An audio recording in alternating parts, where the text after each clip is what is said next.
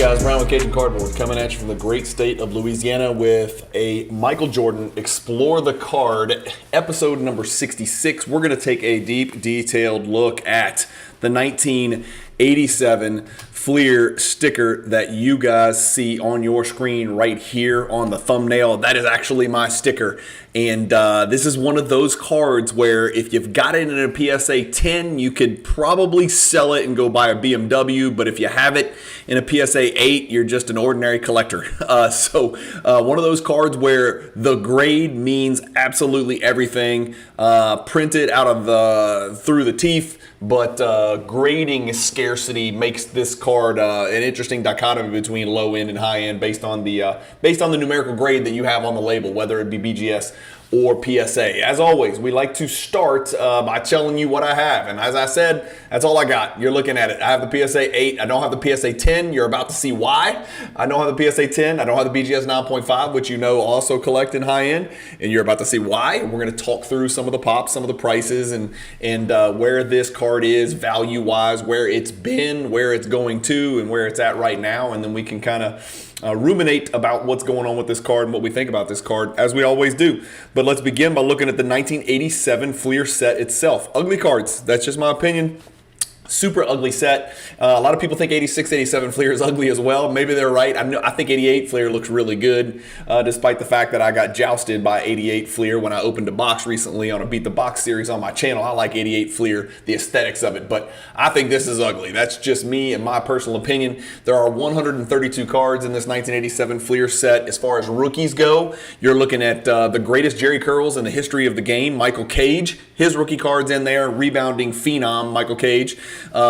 Relatively soft but effective center, sort of the DeAndre Ayton of his time. Brad Daugherty, good player, not an absolute all-timer, not a Hall of Famer, not a great player. And Brad Daugherty just had the unfortunate... he was unfortunately existing and slithering up and down the court during an era where the NBA was flooded with Olajuwon Robinson, Shaq, all the greats, Mutombo, Ewing, go down the list, a bunch of absolute phenomenal five-men who probably rank in the top 5 to 10 to 15 players of all time. Brad Daugherty's not one of those guys. Dale Ellis, a really good shooter, sharp shooter, sort of before his time. He was a prolific, at the time, prolific three-point shooter, probably making 1 or 2 a game, which was prolific back then. Detlef Schrempf was a really good all-around six-man, ended up being an all-star, I believe, really good player. And then there's 2 John Williams rookies. So there was Hot Plate Williams and then Hot Rod Williams. Hot Rod Williams, I think played for the Cavs. Hot Plate Williams, I think was from down here, played at LSU, and didn't have quite the career that Hot Rod Williams did, but neither one of those guys were much to speak about. That's too much time on basically what I'm getting at is a terrible rookie class, right? Nobody collects Dale Ellis or Detlef Schrempf or Brad Daugherty, even though they were pretty good players. Nobody cares about those guys. Nobody collects those guys. Set collectors probably care about those guys because they're part of the set. The Jordan base card is card number 59, so let me go ahead and show you what that card looks like. Here is what the Jordan base card looks like in raw condition right there. Good luck pulling one of these things centered. Really, really difficult card to pull centered. The PSA 10 of this card that you're looking at on your screen with young Mike is a $13,400 card, and the pop is only $211. That's right. It's about 2/3 of the pop of his 86 Fleer PSA 10. The gem rate is a paltry 1.2% in PSA. So really, really big base card, just like 86 is a really, really big base card. PSA 10 for 1988 Fleer is where it starts to taper off, but this is a 5-figure card in PSA 10 just because of the aforementioned grading scarcity that we get with 1987 Fleer, whether it be base or whether it be stickers. Both of them are tremendously difficult to grade. The stickers are the one and only insert set in 1987 Fleer, and let's pull it up on Trading Card Database. Here it is. You can see it's one in every pack. This is what they look like. There's a couple of errors in here, believe it or not, but Magic Johnson, Michael Jordan, Hakeem Olajuwon, there are 9 Hall of Famers in here, an 81.8% Hall of Fame rate. And you'll notice on here, and trust me, I took a double take on this. I couldn't believe it. Olajuwon's one of the 5 greatest centers, one of the 7 greatest centers that ever lived. Let's say 5, though. This is what they did to the great Hakeem Olajuwon. They misspelled his last name, and of course his name now is Hakeem with an H after he converted, but so it's really not his current first name, and it is a last name that was never his because they put an A at the end instead of an O. So they misspelled freaking Olajuwon's name. You think Panini has bad quality control. Imagine mispronouncing the name of the best center on planet Earth at the time, Hakeem Olajuwon, and putting that on your card, and nobody caught that, right? That's kind of silly if you ask me. There's 9 Hall of Famers, 81.8% Hall of Fame rate, so very collectible set. It is not something you're probably going to put together in PSA 10, and I shouldn't say it's impossible, but it would be very, very difficult. There are no true imposters in this insert set. The Rifleman, Chuck Person, I guess you could call an imposter. Mark Aguirre, although he made a couple all-star teams. Alex English is a Hall of Famer, people forget. Prolific score for the Denver Nuggets and those high-powered offenses that Denver had during the 80s. They were kind of trending in the different direction. Everybody was lockdown defense, murder people, hack them, score in the 80s, 90s, low 100s, and then Denver was trying to score 150 a game. So Alex English was smack dab in the middle of all that with Michael Adams and Fat Lever and all those cats. But I'd say Mark Aguirre and Chuck Person are the 2 weakest players in here, but they were no slouch. Those were pretty good players at the time. So let's give the people what they want. Let's first let's look at the card itself, right? And so I like the look of this card. As much as I don't like the look of 87 Fleer base, I really like the look of the sticker. Centering is at a premium. Very difficult to find a card centered. Fish eyes are also a common problem with these cards. Mine doesn't have any, well, maybe down here you can see one right there, but glaring fish eyes are often a problem on this card. I assume, I haven't looked and I've never opened a box myself, but I think the stickers were on the back, and so you've got the same wax stain issue that you have with 88 Fleer and 86 Fleer about removing the wax with the pantyhose and maybe the blow dryer depending on your method of removal. But this is what the card looks like. It's just got Mike on the front. I can't quite tell who that is behind him because there's just not enough of the player there. But it is card number 2 in the set. Mike's happy in this picture, getting as many shots as he wanted back in 1987 before they added very much around him. A lot of people forget he toiled in mediocrity from a roster perspective for many, many years until he finally got the troops around him that he needed. Nobody in this league can win titles without help, and even the great Michael Jordan is living proof of that being the case, and LeBron was the same way until he got some help, and that's just the way it is. And so Doncic just figuring that out right now as well. I think he's a transcendent player. Wembanyama's really going to find that out pretty soon when he's got Jeremy Sohan and a 6'5" power forward Keldon Johnson as the next best players on his team. Let's give the people what they want. Let's talk about pops and prices. And I think I'm going to talk about them. There they are. So I've got your handy dandy chart. Screenshot this if you can. Take your phone, hold it sideways, take a picture. If you're interested in picking this card up, which I highly recommend, in some grade. The stickers are sort of the original Jordan inserts. The 86 Fleer sticker is Jordan's first ever insert, I believe. They do have subset star cards, but those aren't insert cards. Those are subset cards. They're not base, but they're subsets, But the sticker from 1986 Fleer is Jordan's first ever insert, which would make his 1987 Fleer sticker, unless I'm misspeaking, correct me in the comments if I'm wrong, I think the 87 Fleer sticker would be the second ever insert for Michael Jordan cards.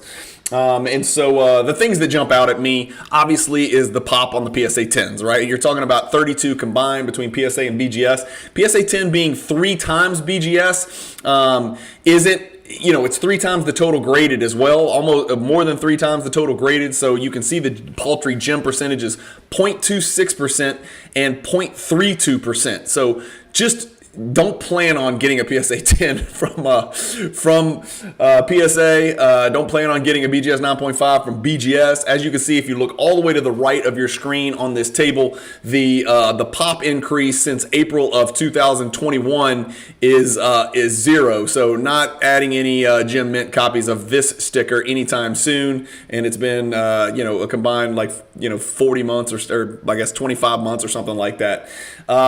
Sold price recently yeah, there's a huge disparity. Despite the fact that PSA 10 is 3 times the pop of BGS 9.5, the sales price is almost 4 times. So you guys do your own math. Whether that means one or the other is a buy or a sell, I don't know. But if you want to look at the highest sale ever, the PSA sold for $75,000. The last BGS 9.5 sale is the highest in history, and that is very rare. And that is not so much that the card is rising, it's that the card is not selling because there are only 8 of them in the world. And so 6,300 was the highest the BGS 9.5 ever sold for. If I recall, that was pre-pandemic. I'm almost positive, if I'm not mistaken. I think it was pre-pandemic when that 6,300 sold, but I have to go back and double check that.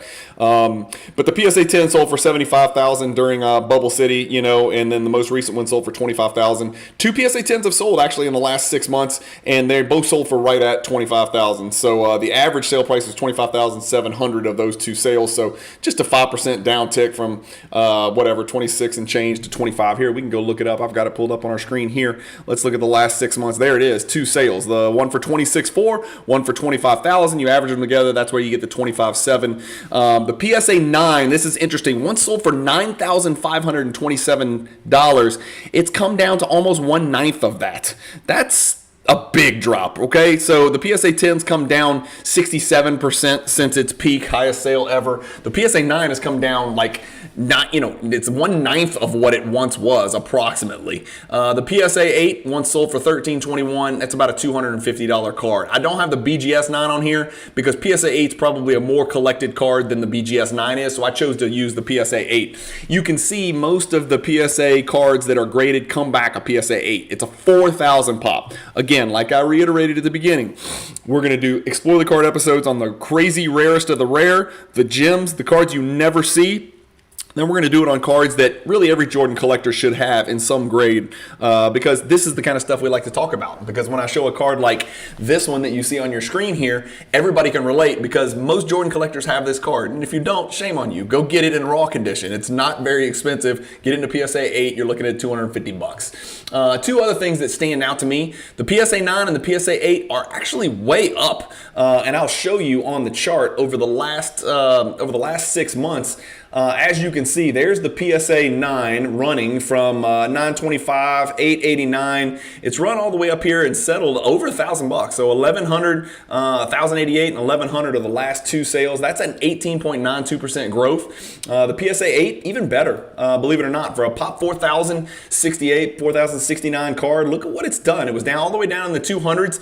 This is a lot of moving back and forth, right? And it looks like a sound wave frequency, but if you go start to finish and if you kind of take a step back, you can see this card's up over the last 6 months pretty considerably, 27%. So a low sale price of $170, a high sale price of $317 way up here, but I think $260 is probably the correct number. So that is about it for our chart here. The other thing that you'll notice if you look all the way in the right-hand column at the bottom right, 51 have gotten PSA 9, 785 have received a PSA 8. So if you get a 9, that's a home run. If you get a 10, you're lying to us. If you get an 8, it's about hitting a single. It's about what you expected, okay? So just in those 2 grades, that is 836 shots at a PSA 10 that were turned back and sent back with no PSA 10 on the label. So PSA 10s are just not happening. PSA has locked that down. There are no BGS 10s. There are no BGS 10 black labels. As I said, 32 combined gems between PSA and BGS, 3 times as many for PSA 10 and 3 times as many have been graded. 11,849 total have been graded. 32 gems. Let that sink in. 11,849 have been graded. 32 gems. Combined, you know, only the PSA 10 has sold twice in the last 6 months. What's on eBay? You want to buy the card. Let me see what's on eBay. You want to go ahead. You have 25 grand sitting around. You don't want a new Honda Accord or, you know, a nice affordable electric car. You're terrible. You want to destroy the environment. Instead of destroying the environment and buying a gas car, you're like, you know what? I'm going to put my $25,000 into a PSA 1087 Fleer Jordan sticker. Good for you. There are none on eBay. You're going to have to seek these elsewhere. So no PSA PSA 10s on eBay. I bet the PSA 9s, there's probably going to be a few of these. Let's see what comes up. 102 results. This is not going to be 102 results. You're going to have to filter through that. And the first one you see is a PSA 8.5. The next one's a BGS 9, another PSA 8.5. So there's not going to be 102 of them. But if you want a 9, you can get a 9. If you want a 10, you're going to have to wait around, and then you're going to have to outbid somebody with deep pockets who's ready to put it down and win the card at all costs. What about if you're a box ripper? Here we go. 1987 Fleer sealed box basketball. You got two options. There's an auction, which is probably not going to get a bid, just my hunch, that's starting at $23,500. That's a waste of your time, lister. And then there's another one out there that's listed for $9,800. Both of these are BBCE certified, for whatever that's worth for you guys. Basketball card, BBCE Baseball Card Exchange certifies sealed wax and states basically that it's not tampered with. But as we've seen in the past, it's not really much of a certification. It's not like a money back guarantee as far as I know. But what if we go look and see what these have been selling for? That $97, $99 is actually relatively close to fair price. The last four sales, the last one was a really high sale, to be honest with you, on Golden in that weekly that ended, wait, that doesn't make sense. May 17th on Golden. Somebody must have bought it like off the Golden Fix, because the Golden Weekly Auction should end tonight, May 18th. But this says 10,201. I guess it doesn't say. It says auction. Strange. Okay. Today's May 18th, and today is Thursday, right? So I don't understand. I thought those auctions ended on Thursday. Maybe I'm nuts. 10,201 last sold, 7,783, 8,400, 9,000. So this one that's listed is actually not crazy overpriced, and looks to be a legitimate seller. NC Vintage sounds right, because that's considered vintage by a lot of people. What do I own and in what grade? I showed you. That's it. I just own this little Munchkin. It's a little $250 card. I don't even remember what I bought it for. I needed it for my budget Jordan collection that I have in only PSA 8 slabs, and so that's the card that I've got. I think it's a great looking PSA 8. It's a relatively new label, and the centering looks pretty good by my standards. I would probably be pretty pissed if I submitted this card and it came back a PSA 8. The top to bottom centering even looks really good. I don't see any edge wear, maybe a slight bit of edge wear over here on the bottom left blue. At the top, same thing, a little bit over there, top left blue, top right, and corners look really good. So it's pretty good looking PSA 8. Am I a buy, a sell, or a hold? Well, I'm holding my PSA 8, obviously, because I want one unique PSA 8 of every Jordan that was ever created. Yes, that's my long-term goal and my long-term dream. But I need a PSA 10. But here's the deal. I struggle to spend $25,000 on a grading scarcity card. This is not a rare card. We've looked at it. Let's go back and let me show you what I'm talking about. I would struggle to spend $25,000 on a card like this, where this many have been graded. Over 11,000 have been graded. There's probably another 20,000 out there that have not been graded because they're not high quality. So you're talking about a card that's probably got 30, 40,000 printed throughout history. I can't spend $25,000 on a card just because one dude on one day said it's a PSA 10. I just can't do it. I'm in the zone right now where I'm looking for super scarce rare cards. So I need a PSA 10. I just don't see myself ever acquiring one. It is one of those cards that's gonna have to sit on a back burner unless it comes down significantly more than it has. Let's pull up the PSA 10 again, and I can show you sort of the last 2 years. You can see the card was safely over 40. Let's look at all time, because it's gonna be nuts, right? So again, if you draw a line start to finish, you know, this card back in 2004 was 2,900, and now it's 25,000. So you're doing okay. You're up 747%. I just, again, I just can't spend 25 grand on this. And if you look at it, the card's still coming down. So I think, we've seen that grading disparity between 10s and 9s and 10s and 9.5s, and then between 10s and 8s, widen over the past 2 or 3 or 4 years. I think we're going to start to see collectors become more educated and savvy and care a little bit more about the scarcity of the card itself than necessarily the scarcity that's created by having a 10 on the label.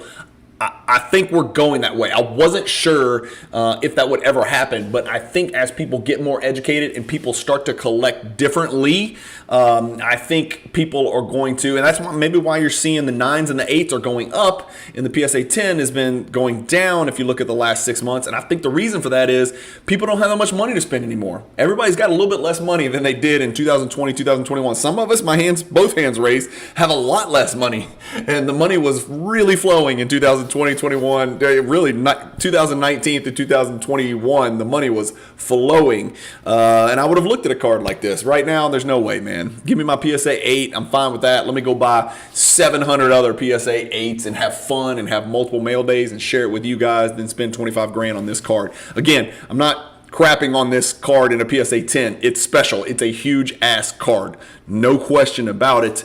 But for me right now, I am a hold, okay? Is it a low, mid, high, grail in each of these values? Well, let's go back to our pops and prices chart.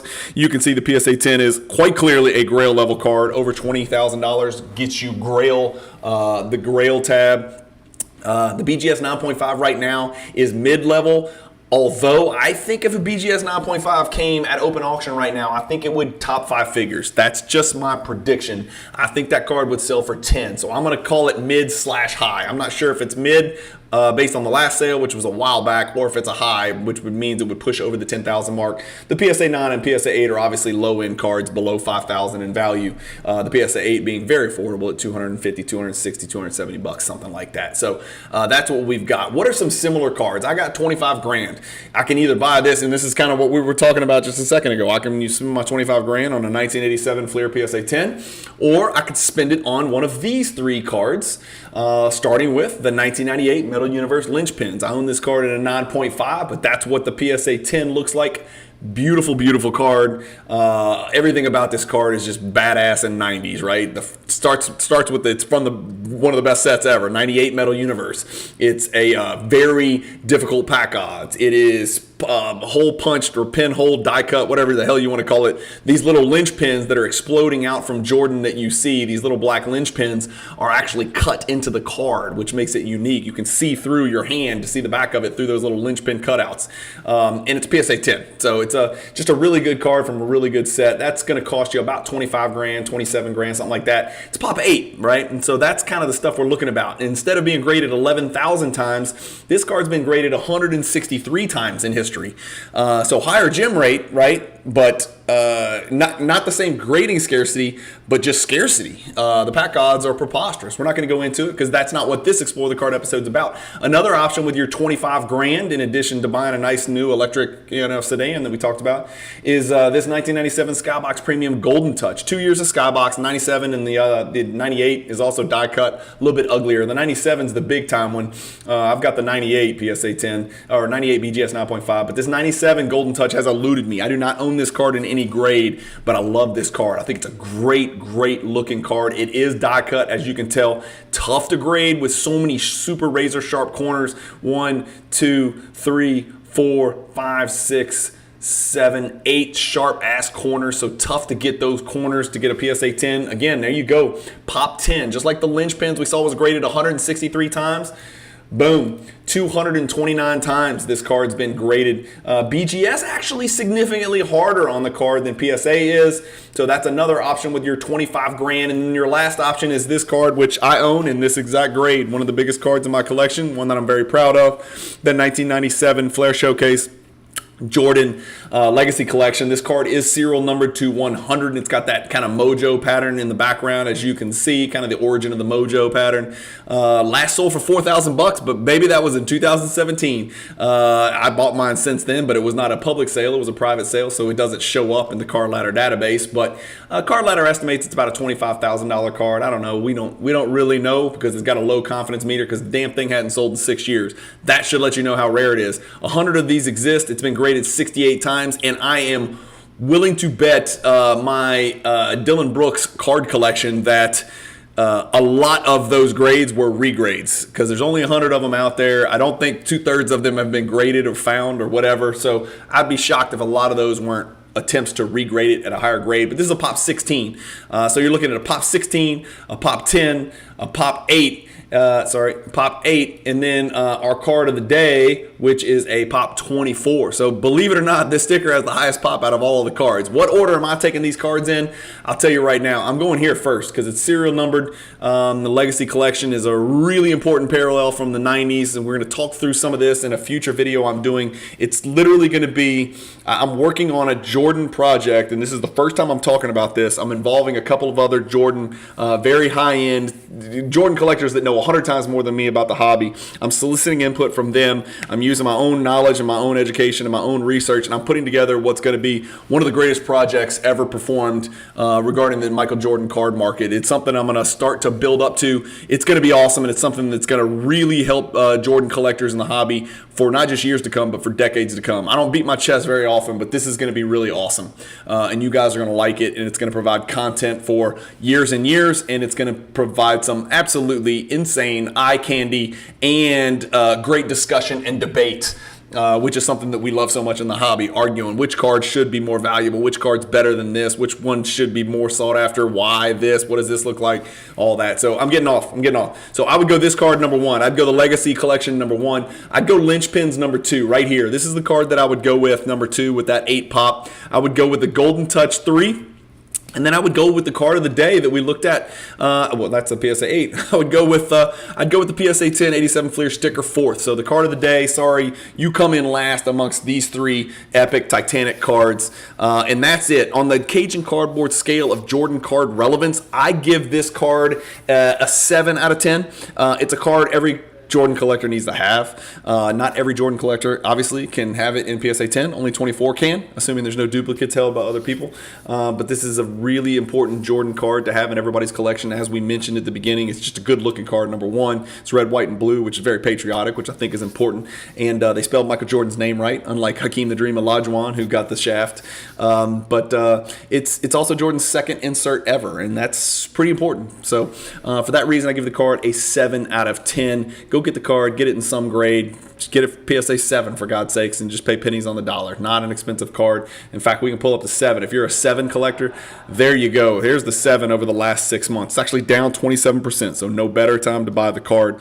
Pop 24.55. We saw that most of the cards are in PSA 8. The card last sold for $117. Anybody and everybody can make some sacrifices and go pick up that Jordan in a PSA 7. So getting back to it, guys, that's it. That's another episode of Explore the Card in the Books, the 1987 Fleer sticker number 2. Hopefully you guys are having a great week in the hobby. This is always going to release on Friday, 4:30 Central Time. I want you guys to have a fantastic weekend. I've got a cool mail day for you guys, so if you're watching my channel and you haven't subscribed, please do me a favor and hit the subscription button. It really helps me as I sort of start to pursue ways to monetize the channel without Cialis and Viagra ads in the middle, because I don't want to interrupt your viewing pleasure.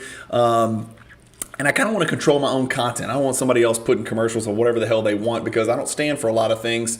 And, I can't really control the type of advertising. If I do sell out to YouTube and start taking a few bucks, I want to be able to control the type of ads that are on my channel, because I do have some strong beliefs about some certain things. And so I just, I like to keep that under my control. And I just don't want to interrupt the videos, right? I hate that. And I know you guys hate that. So I'm trying to do my best for that to never happen. If I ever do anything, it would be at the beginning or the end. And maybe I'd have like a partnership or a branding sponsorship type deal from somebody in the hobby that I care about and trust and that I utilize in the way that I collect. So no random general ads in the middle for me. But hopefully you guys have a great weekend. Stay tuned. Hit the bell icon for notifications so you know when that mail day drops tomorrow or Sunday, or sometimes tomorrow and Sunday, depending on how many cards I get in the mail.